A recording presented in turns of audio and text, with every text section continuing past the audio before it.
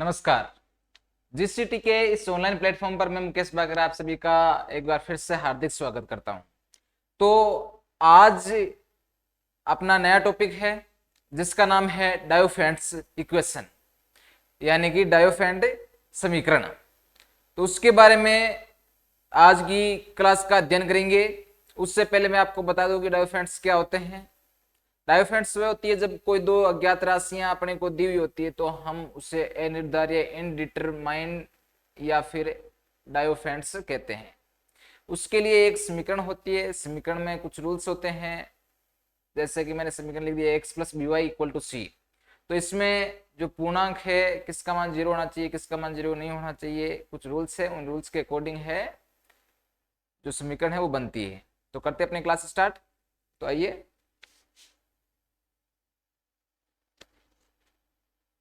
तो ये डायोफेंट्स इक्वेशन। अब इसमें देखो, इसमें होता क्या है कि एक जब हमारे पास में कोई इक्वेशन दी हुई है X plus B Y equal to C, ये हमारे पास में कोई समीकरण दी हुई है। इस समीकरण का रूल ये होता है कि हमारे पास में जो समीकरण दी गई है जिसमें ए और ये बी है, ए और बी के जो मान दिए गए हैं वो डज नॉट इक्वल टू 0 होने चाहिए। A does not equal to 0 and B does not equal to 0, और सी इसमें ए क्या हो, पूर्णांक हो। ये रूल है इसका। सी जिसमें क्या हो, पूर्णांक, ए का मान 0 नहीं होना चाहिए, बी का मान 0 नहीं होना चाहिए। तो ये जो समीकरण है एक्स प्लस बी वाई, इसको हम क्या कहते हैं, डायोफेंट्स इक्वेशन। और इसमें जो अज्ञात राशियां हैं, अज्ञात राशियों की बात करें तो अज्ञात राशियां क्या क्या है, अज्ञात राशियां इसमें है x व y। ठीक है, अब इसका विलोम ज्ञात करते हैं। तो x की जगह आपको x0 नोट लेना है, y की जगह y नोट लेना है। यदि है ना, यहाँ पे जैसे कि x बराबर x नोट एंड y बराबर y नोट लेना है। ठीक है, अब x बराबर x नोट और y बराबर y नोट लेंगे तो उसके अकॉर्डिंग जो समीकरण बनेगी वो समीकरण क्या होगी भाई, समीकरण क्या होगी, x की जगह क्या लिया x नोट और y की जगह ले लिया y नोट। तो क्या बनेगी वो, A X not plus B Y not plus C. ये हमारे पास में इक्वेशन प्राप्त होगी। क्लियर है भाई, इतना इतना क्लियर है। तो आगे देखो, अब है कुछ इनके रूल्स हैं, जो रूल्स आप देख लो कि जब हमारे पास में X plus B Y equal to C अपने पास में समीकरण दी हुई है, A does not equal to 0 and B does not equal to 0 हो, तो उस स्थिति में हमारे पास में जैसे कि ए बराबर बी बराबर सी बराबर 0 है, ये प्राप्त हो जाए इस समीकरण से, तो हम कहेंगे कि दी गई समीकरण है उसका हल है, उसका क्या होगा, हल होगा। और जब अपने आ जाए ए बराबर बी बराबर 0 and C does not equal to 0, तो उसका हल है विद्यमान नहीं होगा। ये इसके कुछ रूल्स हैं। अब रूल्स इनके समझ गए होंगे। अब रूल्स से समझने के बाद में हम आएंगे क्वेश्चनों पे, और इसके क्वेश्चंस है वही इंपॉर्टेंट है। तो करते हैं अपनी क्लास की जो थ्योरम है, कुछ एक आधी थ्योरम करेंगे, उसके बाद में आएंगे क्वेश्चनों पे। तो करते हैं स्टार्ट। तो थ्योरम है अपनी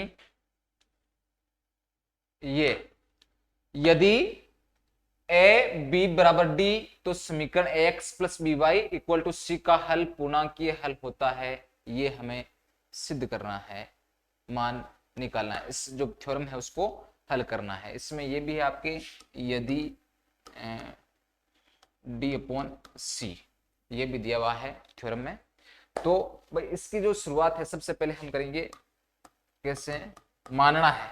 मानेंगे क्या, जो मान दिया गया है हमारे पास में क्या, डी अपॉन, माना डी अपॉन सी हो, तो जिसमें सी बराबर आर डी। आर क्या है यहाँ पे, आर एक पूर्णांक, आर यहाँ पे क्या है कि पूर्णांक है। तो माना क्या हमने, D upon C, D upon C equal to, C equal to क्या आ जाएगा, आर डी। क्लियर है भाई इतना? अब देखो यहां पे कि ए बी है, ए बी मान लिए ए वे बी, ये इक्वल टू क्या है डी। डी यहां पे क्या है जीसीडी, जानते हो ना आप डी का मान तो, अरे डी हम हर बार लिखते हैं, तो उस डी का अर्थ क्या होता है, यही होता है आपके जीसीडी, यानी कि मैं तो समापत्ति में से पे कह सकते हैं जिसको। तो यहां पे जो ऐसे दो पूर्णांक कौन कौन से विद्यमान है, ऐसे दो पूर्णांक x1 में y1 है, तो जो हमारे पास में समीकरण है वो क्या बन जाएगी, अरे क्या समीकरण दी हुई है ax1 है ना, समीकरण बन जाएगी ax1 plus B y1 equal to क्या हो जाएगा c। तो यहां पे हमने जो a व b है उसका क्या मान रखा है, d रखा है, तो हमारे पास में जो समीकरण होगी वो भी क्या प्राप्त हो जाएगी d। तो ये होगी समीकरण नंबर 1। अब जब हमारे पास में समीकरण नंबर 1 प्राप्त हो गई तो हमें क्या करना है, इसके दोनों पक्षों में c अपॉन डी का गुणा कराएंगे। किसका कराएंगे, c अपॉन डी का, दोनों पक्षों में गुणा कराने पर समीकरण 1 में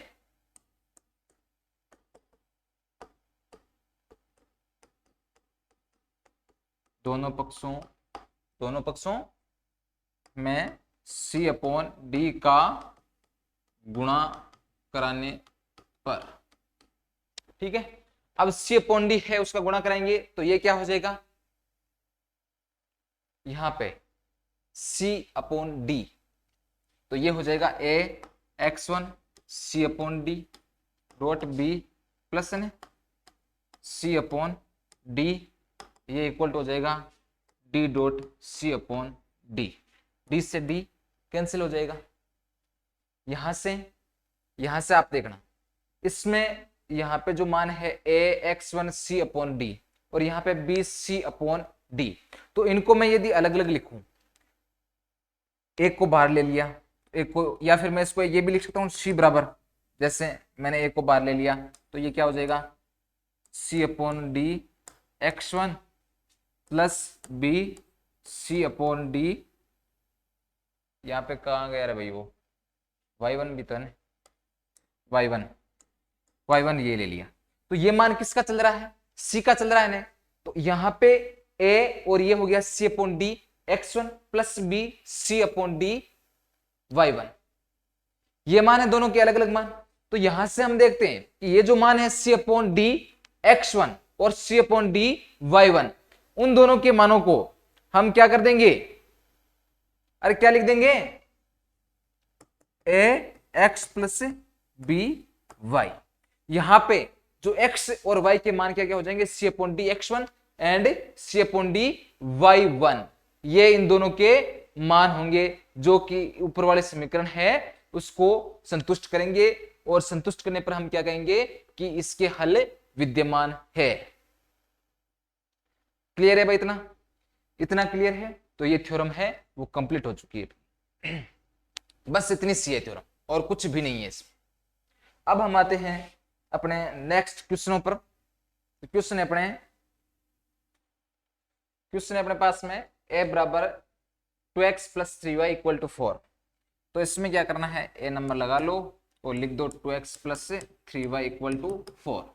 यहां से सबसे पहले हमें a b c and d का मान निकालना है, तो a b c d के मान कैसे निकालते हैं, a का मान दिया हुआ है, a का मान कितना है यहाँ पे, a बराबर 2 है, b का मान कितना है, b का मान यहाँ पे 3 है, c का मान यहाँ पे हो जाएगा 4 और d का मान क्या हो जाएगा भाई, d का मान क्या करना है, अरे d का मान कौन सा होता है gcd, तो gcd किसका होता है 2 और 3 का, a एंड b का, अभी मैंने बताया था ना a and b equal to d लिया था, तो a और b के मान कौन कौन से है, a बराबर हमारे पास में 2 दिया हुआ है, b बराबर मान है हमारे पास में 3। हमें क्वेश्चन में क्या दिया हुआ है, क्वेश्चन में ये पूछा गया है determine if the following linear Diophantine equation are soluble, कि ये जो समीकरण है डायोफेरेंट समीकरण है वो साधनीय है या नहीं है, यानी कि हल विद्यमान है या नहीं है, ये हमें सिद्ध करके बताना है।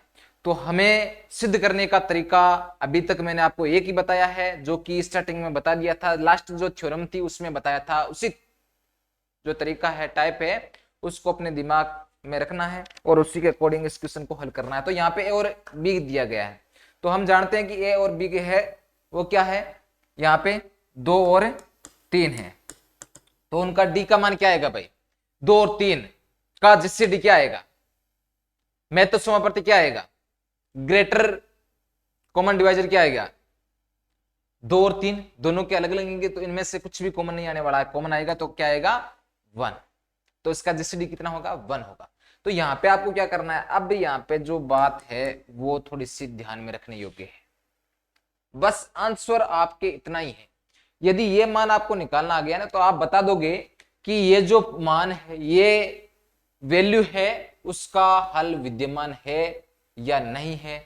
आपने ए बी सी डी के मान निकाल लिए हैं, तो उसके बाद में आप यहाँ पे बता दोगे। तो भाई ये बताओगे कैसे आप, तो हमारे पास में देखो सी का मान का अभी तक हमने कोई भी यूज नहीं किया, सी क्या यहाँ पे 4 है, और जो डी है उसका मान कितना है 1 है। तो इसको देखो आप ऐसे लिखते हैं ना, 1 कॉन्ग्रुएंट ऑफ 4। इसमें क्या होगा, इस एक का इस 4 में भाग जा रहा है या नहीं जा रहा, जा रहा है ना भाई, एक का भाग 4 में जा रहा है पूरा पूरा, एक का पाड़ा बोलेंगे 4 बार तो 4 बार चला जाएगा। तो इसके आधार पर हम क्या कह सकते हैं कि इस एक का 4 में पूर्णतया भाग जा रहा है, अतः इसका मान हल साधनीय है या हल विद्यमान है, एक ही बात है। हो गया भाई, यदि ये हो गया तो आ जाते हैं नेक्स्ट क्वेश्चन पे। नेक्स्ट क्वेश्चन अपना है बी। बी नंबर क्या है भाई, चलो नेक्स्ट पेज पे आ जाते हैं। नेक्स्ट पेज से पहले ये देख लेते हैं question. 6x plus 8y equal to 25। 6x plus 8y, 6x plus 8y equal to 25, ये है हमारे पास में क्वेश्चन। इसमें देखना आप, सबसे पहले हमारे पास में a का मान निकालना है, तो a का मान यहाँ पे क्या है 6, b का मान क्या है यहाँ पे 8। a का मान निकालिए, b का मान निकालिए, और c का मान यहाँ पे क्या दिया हुआ है, c का मान दिया हुआ है 25। अब a b और c तीनों के मान निकालिए, तो बचा क्या d। अरे ABCD आती है आपको, बस तो मान ABCD वाले निकालने हैं और करना क्या आपने को, a का मान निकालिए, b का निकालिए, c का निकालिए, तो d का मान क्या हो जाएगा, d का मान क्या होता है, वही a and b equal to d होता है। तो a और b का मान क्या है 6 एंड 8, तो इनका जीसीडी कितना होता है भाई 6 एंड 8 का जीसीडी कितना होता है 2। एम आई राइट, 2 होता है क्या भाई, 2 ही होता है, निकाल के देख लेना आप। तो जब अब इसको किस फॉर्म में लिखूंगा मैं, 2 एंड 25, यही है 25। तो मुझे ये बताओ कि 2 का भाग 25 में जा रहा है क्या, पूरा पूरा चला जाएगा, नहीं जाएगा, सेंसफुल बचेगा। यहाँ पे 2 का भाग किस में जाता है, जो केवल सम संख्या है उसी में जाएगा। तो यहाँ पे क्या आ गई 25 आ गई, 25 आ गई, तो इस 2 का भाग 25 में पूरा पूरा नहीं जाएगा, और नहीं जाएगा तो हम क्या कहेंगे कि ये जो प्रश्न है इसका हल विद्यमान नहीं है या साधनीय नहीं है, यही कहेंगे। तो नहीं है उसके लिए कौन सा साइन आता है, ये वाला नहीं आता क्या, ये वाला आता है ना, तो इसके लिए मैं लिखूंगा क्या, साधनीय नहीं है, बस। तो हल साधनीय नहीं है, और कुछ भी नहीं करना है, इतने इजी क्वेश्चन है। अब देखो थर्ड सी और था 12x plus 501y equal to 1, ये कर दो आप 12x plus 501y equal to 1, ये है। तो इसमें देखना आप a का मान कितना दिया हुआ है, a का मान है 12, b का मान अपने पास में दिया है 501 एंड c का मान दिया है अपने पास में 1। तो डी का मान क्या हो जाएगा भाई, A and B equal to D. तो ए और बी का मान क्या है, 12 एंड 501 इक्वल टू, जो डी का मान है वो हमारे पास में क्या प्राप्त होगा, 12 एंड 501। इसमें आप देखो भाई, 2 से 2 तो कॉमन नहीं आ रहा, 3 की बात करें 3 कॉमन आ रहा है तो कितनी बार आएगा अपने, कितनी बार आ रहा है, एक बार ही आएगा मुझे लग रहा है, 2 बार से तो फिर नहीं हो रहा। तो इनका जो जिस डी का मान है, डी का मान है वो क्या आएगा, 3 आएगा। सॉरी 3 दोनों में जा रहा है भाग, तो 3 ही आएंगी। बाद में यहाँ पे सम संख्या प्राप्त हो जाएगी, इसमें कभी भी सम संख्या हो नहीं सकती है ना।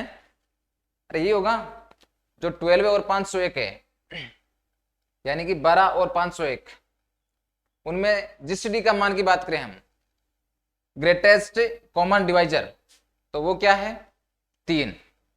तो ये हो गया आपके 3। ठीक है। अब जब जीएसटी का मान हमारे पास में प्राप्त हो गया है, तो हम क्या करेंगे, उसको कॉन्ग्रुएंट के रूप में लिखेंगे। तो यहां से अपने पास में कॉन्ग्रुएंट का मान कितना प्राप्त हो जाएगा, एक तो है अपने 3 और एक यहाँ पे सी का मान कहाँ है, सी का मान ये रहा 1। तो उसको मैं क्या लिखूंगा, 3 कॉन्ग्रुएंट ऑफ 1। तो इसके आधार पर हम क्या कह सकते हैं कि 3 का भाग इस एक में जा रहा या नहीं जा रहा, 3 का भाग नहीं जा रहा ने, 3 का भाग एक में जाएगा क्या, नहीं जाएगा। तो इसके आधार पर हम कहेंगे कि 3 is does not congruent of 1। तो इसका हल है साधनीय नहीं है या हल विद्यमान नहीं है। तो इस तरह से है, हमने एक थ्योरम और उनसे रिलेटेड क्वेश्चन से वो भी कर लिए हैं। तो अब जो नेक्स्ट अपने क्लास होगी उसमें हमें कुछ इनसे डिफिकल्ट क्वेश्चन है उनका अध्ययन करेंगे। तो आज के लिए इतना ही, धन्यवाद।